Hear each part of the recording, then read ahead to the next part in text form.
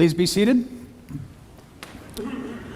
As you know, in addition to today being Mother's Day, it is also the Sunday when we are celebrating our graduating seniors, and so we're blessed to have Emma Angilan as part of the sermon this morning.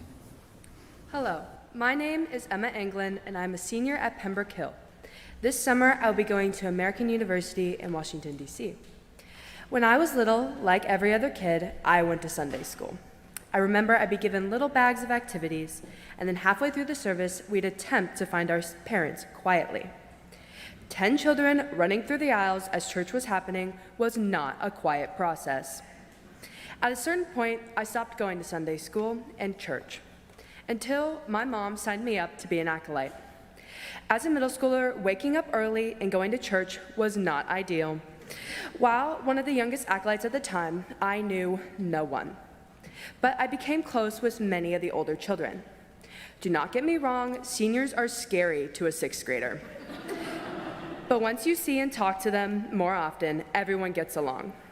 As an acolyte, I've made many mistakes, from turning the wrong way when leaving the altar to dropping a candle and causing a small fire. Despite my mistakes and early mornings, I continued to come and serve at church. It gave me more appreciation for St. Andrew's. Being able to walk in and have people know who you are makes this place feel like home. Before, St. Andrew's was just a place my parents took me and something we did on Sundays that I knew was important. Going to youth group and serving at church allowed me to make St. Andrew's something that was important to me. I created my own relationship with this church and God. Youth group allowed me to meet kids from different schools with different experiences. Youth group did something that I never thought possible. It made me feel old. When I started youth group, I was young and unsure of myself. And now, I'm still relatively young, but kids in my youth group make me feel like a dinosaur. I will miss all the fun trips, going to Topgolf, and my team's fantastic wrapping paper dress during our Christmas party. But I never will forget working at the tree lot to go on the ski trip. Even though I didn't ski, I still had a lot of fun relaxing in the lounge. One time, we watched Frozen 2 5 times. I now know how parents feel. What makes youth group so powerful is the mix of fun and faith. Gene Long always strikes the perfect balance to get kids involved and keep them coming back. As I moved to DC at the end of the summer, St. Andrew's has taught me to get outside my comfort zone and to laugh at my own mistakes. Here, I learned how to talk to older kids and handle myself when I make mistakes during Christmas service with everyone watching. I always felt supported by the kind, energetic welcomes of Gene Long or the helpful service guidance from Deacon Bruce when helping set up for communion. Serving at church and going to youth groups is something I will truly miss. I wish to be like the other college students that come back and fill in whenever there's a shortage. I always loved when my college friends came back and they would tell me their college advice and we would reminisce. Being a senior is bittersweet. I'm excited to start a new chapter in my life. I will miss the stories I've already written. As I go forward, I now know I do so with love from St. Andrew's.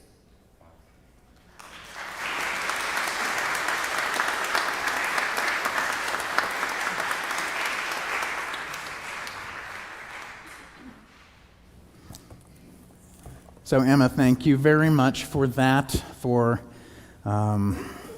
helping us, giving us that window into your time growing up here and representing, at least to some degree, the experience of all of you seniors here today as you're, doing a little reminiscing probably and doing some preparing and wondering perhaps what God has in store for you next. But you will be in our prayers as that plays out. So that's one transition we have that we're noting today, that we're noticing today. There are a lot more around us, of course. The trees are leafing out, and it's raining all the time, and the temperature can't decide whether to be 50 or 90 for a high that day. So therefore, it must be springtime here in the Midwest. And of course, today is Mother's Day, another rite of spring for us. So all of that says, among other things, that soon summer vacation time will be here. And whatever that means, whether it's travel rest or whatever the summer might bring, I always find myself at this point in the year looking back and sort of traveling back to summers past. I was enormously blessed as a child to have a family that really basically enjoyed being together, at least most of the time. I mean, there were challenges, like all couples. My parents drove each other crazy sometimes, and all right. Like most close siblings, my youngest sister and I took the opportunity to fight over virtually anything, so that was fun. But nearly every summer, we would pack up our immense, station wagon, the Ford station wagon that was about 6 miles long, and my sister and I would be sprawled out in the far-off back in those lovely days before we worried about inconveniences like seat belts and car seats. That annual trek west to see my grandparents in California was the highlight of the summer, the jewel in the crown of the year. So good that my sister and I would draw up a written agreement ceasing hostilities for the 4 weeks of the trip. And mostly we even meant it. So that was good. Of course, as a kid, I had no idea the cost that goes into trips like that. Costs in all sorts of ways. We had a pop-up Starcraft camper that my grandmother had given us, which meant, the accommodations weren't too pricey, but it also had to be put up and taken down every day. With 6 of us traveling cross-country on a college professor's salary, we also cut costs on meals, as you might guess. In the camper, I remember lots and lots of little boxes of cereal and Tang for breakfast. Yes, if you're laughing, you're as old as I am, that's good. As well as hamburgers and canned chili for dinner, which may not really sound like a gourmet delight, I get that, but I remember those as some of my family's best meals ever. It's just so much fun. And even better were the lunches. We would stop in some little town in, middle of nowhere, Oklahoma or Texas or whatever, and find a grocery store. And my mother would lead us up and down the aisles creating a picnic. Now, to a little boy, this was an amazing thing to get to do. Wandering around, picking out lunch meat and bread and chips and nuts and fruit and carrots and Hostess cupcakes, yes. And then we'd go find a little city park and eat our lunch and play on the playground and run around like crazy, For my parents, I am sure this was a very intentional strategy to fill us up and wear us out so that we would sleep through the afternoon drive. But to me, it was heaven. It just didn't get any better than those trips. Okay, so why am I telling you this? Well, it is Mother's Day, of course, and so all this is on my mind for that reason. But also here in church, it's Good Shepherd Sunday, as you heard in the readings and in the collect. So we're celebrating, the love of motherhood and the people who've embodied sacrificial love in our lives. And we're remembering the source of that deep and holy love, the love we talked about last week, actually, agape, the love that gives itself away in order to give life to somebody else. Now, what you don't know, of course, until you have your own kids, is how costly all this is, how much it takes to do something as deceptively easy as going on vacation. It would actually have been tremendously easier just to stay home. But my parents, and especially my mother, wanted more for us. She wanted to give us new experiences and a sense of history and the chance to get to know places that looked and felt different from Springfield, Missouri. And she wanted the 6 of us to experience this together, building memories and, sharing love that would stick in our minds and hearts, to remind us later on, in rougher times to come, that a picnic from the grocery store can be a heavenly banquet. and that no matter what happens, we are truly never alone. Now, of course, at that point, I didn't see God in any of this.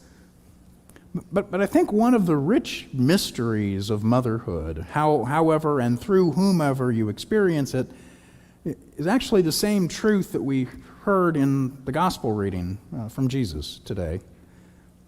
So go back to that story. The religious authorities are pressing him for a straight answer. Are you God's anointed king or not? Because they want to trap him, actually, in a statement of blasphemy and be able to lock him up. So they ask him, if you're the Messiah, tell us plainly. And Jesus says, I have told you.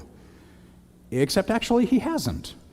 At that point in the story, he hasn't said that. He will eventually, but at that point in the story, what he's done has not been to tell, but to show. He's been demonstrating the power of divine love through one sign of abundant self-giving after another. So he's provided, gallons of the finest wine for a wedding banquet. And he's engaged with a hated Samaritan and a woman at that in a deep theological conversation, risky for him because the law required that Jews do not share things in common with, them. And he's healed the son of a foreign official and broken Sabbath regulations to heal a man who's been ill for 4 decades. He's fed thousands of people from 5 loaves and 2 fish. He's advocated for a woman caught in adultery. And he's healed a man born blind, confounding the authorities who only notice or care that his healing broke the Sabbath regulations. So it's been action. It's not been words. Now, I'm not saying words don't matter, because they do, especially when they are words of love. And I was blessed to hear those from my mother all the time. But I think we learn to love not from hearing about it, but from witnessing acts of love. One act after another of putting the interest of somebody else ahead of our own. That's the love of God forming us to be the love of God, like with flesh and bones on it, hands and feet. Identifying divine love is kind of like confirming Jesus' status as God's king. You know it when you see it. And what that shows us, I think, is this paradoxical truth, one of these fabulously upside-down gospel truths, that sacrificial love is power. The love that empties itself and gives itself away is also the love that rules our lives and our universe. I got a window into this at a very personal level as a boy. My father was our family's provider and our moral compass and our rock, but my mother was in charge. When the kids wanted something, she was the decision maker, and we all knew it.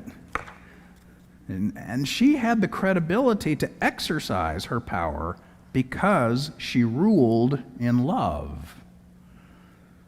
Day by day, she showed up, opening doors onto new worlds and setting safe boundaries and holding us accountable and bandaging wounds and providing rich feasts and hugging away the pain. It made sense to us that she was the one who was in charge because she had our back, creating a world in contrast to the rest of the world around us. For her, a world in which giving came first. Now, maybe that's just being a good mom, but I kind of think it points to something bigger. In the reading from Revelation today, the Lamb who's been sacrificed is also the King on heaven's throne. And the Good Shepherd, the leader who sets the bar for the reign and rule of God, is the one who lays down his life for the sheep. the power that saves the world, and the power that shapes our hearts. It's the same. It's God's own power, piling us into the station wagon to guide us to the springs of the water of life and wipe away every tear from our eyes.